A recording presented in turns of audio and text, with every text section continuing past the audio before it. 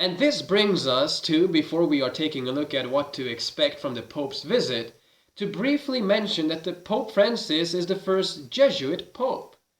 On September the 20th, on Fox News, discussing the Pope's visit, this interesting comment was made. Take a look. You have to look at him in the context of where he came from in Argentina. Don't forget also that he's a Jesuit, and the Jesuits are very canny people.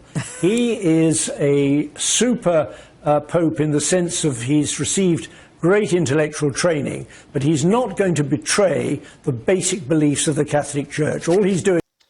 So the comment is that he is a Jesuit, and Jesuits are very canny people. And the reason why he is a super pope is that he has received great intellectual training. Now, it's interesting that the founder of the Jesuits, his name was Ignatius Loyola, he said that we should always be disposed to believe that that which appears white is really black, if the hierarchy of the church so decides.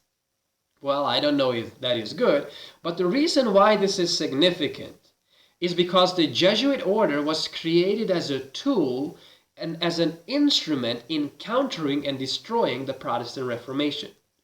So to put a Jesuit Pope as the visible leader for the papacy is, I believe, an open sign from Rome that Protestantism is about to be conquered once and for all. And so is the United States of America, the land of life, liberty, and the pursuit of happiness.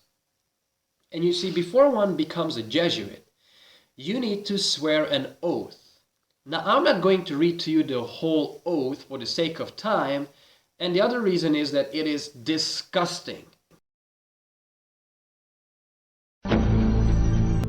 Therefore, to the utmost of my power, I shall and will defend this doctrine and His Holiness right and custom against all usurpers of the heretical or Protestant authority, and all adherents in regards that they be usurped and heretical, opposing the Sacred Mother, Church of Rome. I do further promise and declare that notwithstanding I am dispensed with to assume any religion heretical for the propagating of the Mother Church's interest, I do further promise and declare that I will have no opinion or will of my own, or any mental reservation whatsoever, even as a corpse, but will unhesitatingly obey each and every command that I may receive from my superiors in the militia of the Pope and of Jesus Christ.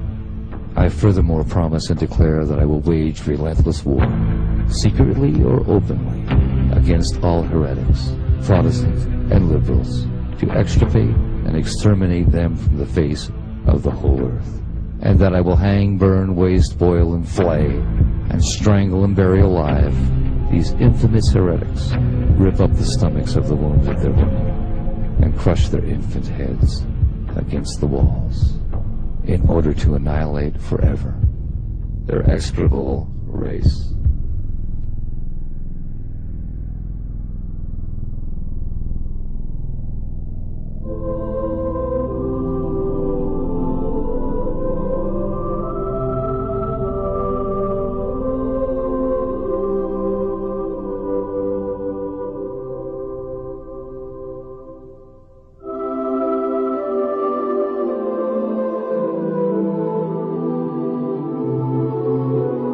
And to think that a person would concur and agree with such an abominable oath defies reason.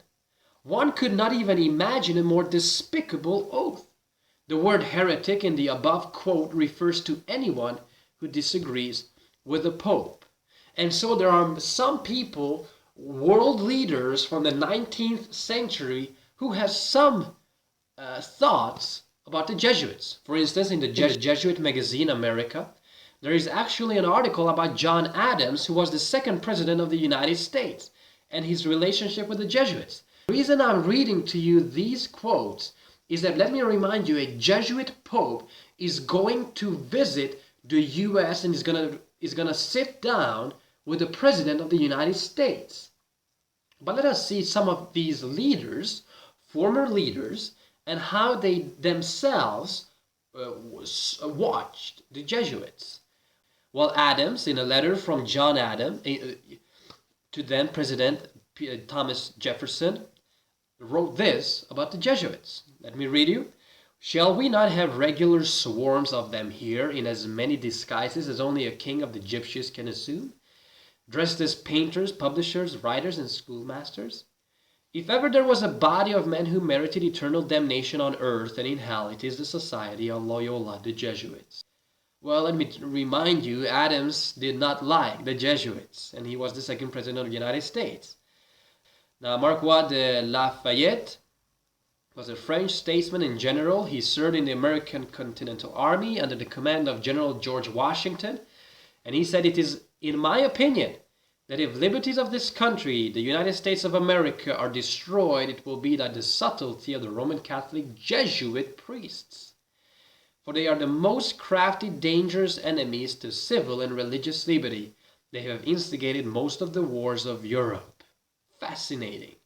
And Abraham Lincoln said, "I see a very dark cloud on America's horizon, and that dark cloud is coming from Rome."